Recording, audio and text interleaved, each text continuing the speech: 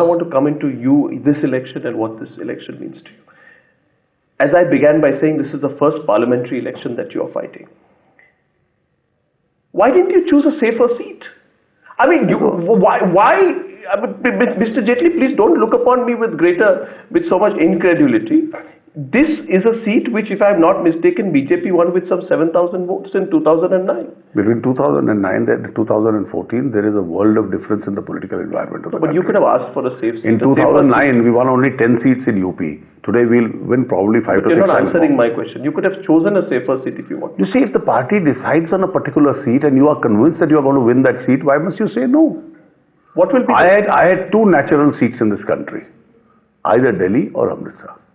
And the party decided Amritsar, so I agreed to Amritsar. In 2004, if you remember, when I was on the campaign trail with you, and we spent a day in Bangalore where you were fighting, all issues with the JDU, JDS, bringing parties together. At the end of that day, I asked you a question which was shot on the roof of that hotel, where I asked you, Mr. Jaitley, many people see you as a Prime Minister, and many people have seen qualities in you, which the profile, the manner, the sagacity, and perhaps your maturity, which they see that this man can possibly have a greater role nationally. What role will you play in the next government if it were to be a Modi government? People say finance minister, the controversy came up about deputy prime minister. If Narendra Modi is prime minister, where do you see yourself? And please, Mr. Jaitley, for once, I can tell you, don't be as diplomatic with me today as you were 10 years back. You see, I've trained in 2 ways. One is a political worker. So as a political worker, you do what you are told to, if you are disciplined. I'm also trained as a lawyer.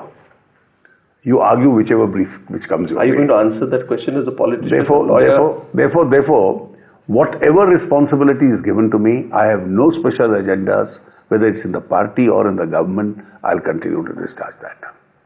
Where do you see yourself, Mr. Jaitley? What about your own ambitions? Well, I must tell you, you are a very ambitious lawyer, weren't you? Today I have only one ambition at the moment, and I'm not seeing beyond that. And that one ambition is that the Congress must be voted out of power. Our government must be installed. And I think this is Mr. Modi's election.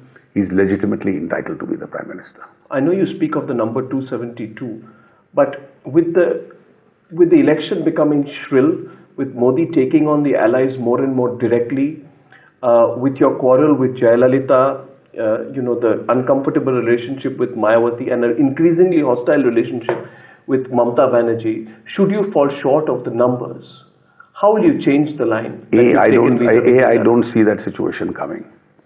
B, politically and arithmetically, nobody, and underline the word nobody, other than the NDA can form a government. Whether we get 250 or 275 or 300, we are within a majority or a handshaking distance of majority. Somebody with 75 won't be able to form a government. And what if they get to 120 or 130? I don't see that possibility emerging. Congress will reach the lowest ever figure in history. Mr. Jaitley, you say you'll get 272. But one should never be presumptuous. In 2004, you were very confident with the India Shining campaign. The results shocked you. Don't you believe the BJP has been far too arrogant with parties who could be potential allies in the future? You see, we would have loved to have alliances. And alliances with various parties which have been traditionally non-Congress. It's those parties which were not keen. So we weren't arrogant. It was the other way around. We wanted to expand in newer areas. We wanted to expand in Tamil Nadu. We wanted to expand in Orissa. We even had alliances with the smallest of parties. Now, our strategy is the following, and that's my personal view. We need for federal politics in India to get together a large number of non-Congress parties, as large as possible. Even parties who can't have an alliance with us and who are in the non-Congress bracket and running state governments, we intend to be extremely fair with them in dealing with them. I would personally go for a situation where even if we get a majority, there should be a possibility of expanding the NDA even after elections. But you've closed that option now. I don't think we've closed that option. Let's take the case of Tamil Nadu. You say we want to grow. Grow on the basis of what, Mr. Jaitley? In Tamil Nadu, A, you have no party organization. B, you have no local leader. C, you have no vote share. You get some 2% of the vote. That's history. That's history. This time, every poll has shown us from a minimum 9 up to 17% polls. In states where you go in for alliances, now this small alliance, this Rainbow Coalition alliance that we formed in Tamil Nadu with PMK, MDMK, DMDK. How many seats is it going to win? Let's wait for a figure. Tamil Nadu and Orissa are going to spring a surprise even for the BJP. We are going to have a significant representation. On the basis of what? The Modi factor. Vote percentage. The Modi factor and the BJP organizational strength, allies in Tamil Nadu and our own vote. Now in Orissa, it is widely believed that we may be a close number 2 even in popular vote to Biju Janata Dal. The reason it will be very difficult to do that, Mr. Jaitley, is going to be because of this very hardline Hindutva image of the BJP, which under Modi, your party has been unable to shed. Well, Would you accept? No, I don't accept that.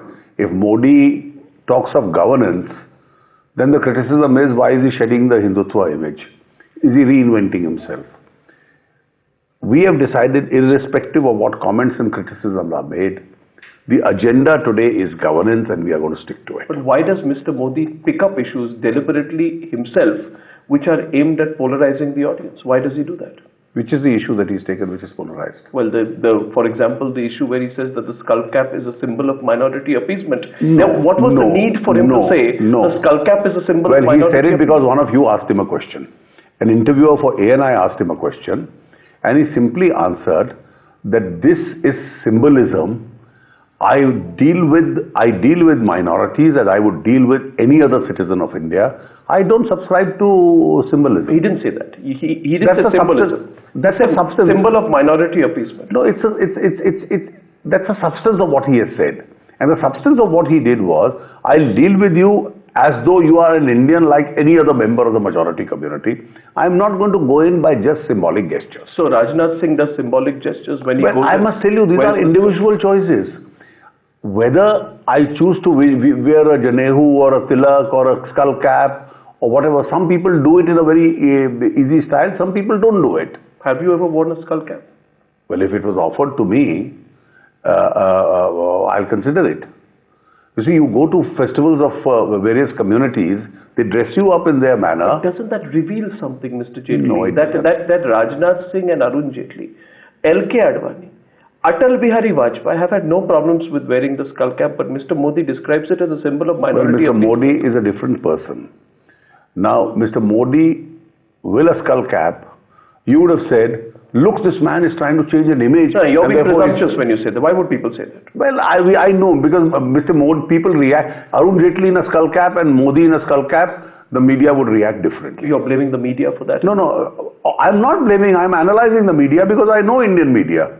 Therefore, rather than get into an unnecessary controversy, he's taken a position that I don't believe in symbolism. Okay, now let me analyze the politics and the politicians, because having been a journalist, I also have a limited understanding of politics. You are entitled to. Therefore, my view, besides the politicians writing very good blogs these days, my view, Mr. Jaitley, is that your allies and potential allies, for them, Mr. Modi, and hence because Mr. Modi is the BJP and BJP is Modi, would have found the BJP and Mr. Modi far more acceptable, and Mamata Banerjee would not think that if I were to tie up with Mr. Modi, then I would lose out on the considerable minority vote in Bengal. Mayawati wouldn't think so, and therefore that one whole, what you call prejudice, what some other people would call stigma against the party would go away. Why would you not do that? Why would you not become a more acceptable party? Can I give you an alternative political analysis to this? My analysis was entirely to the contrary. My personal analysis was a strong BJP with 200 plus will get allies. A 150, 170 BJP may not get allies. So far it's proved to be correct. And once you get allies and you are a strong BJP, then concentrate on issues of governance.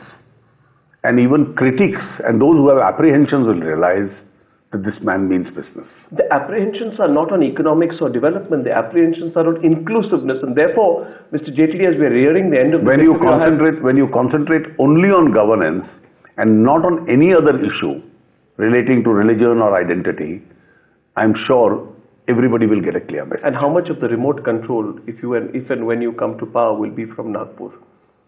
Instructions from Nagpur? Well, I think it's a fact which is being overstated. You really think so? It's being overstated. I've been in the BJP and I have not seen this kind of a remote control. And I can tell you, Mr. Modi can be criticized for 100 things, but not for being controlled by somebody. Including the RSS? Including anyone. Well, Mr. Jaitley, thank you very much for talking to me. Thank you very, very much.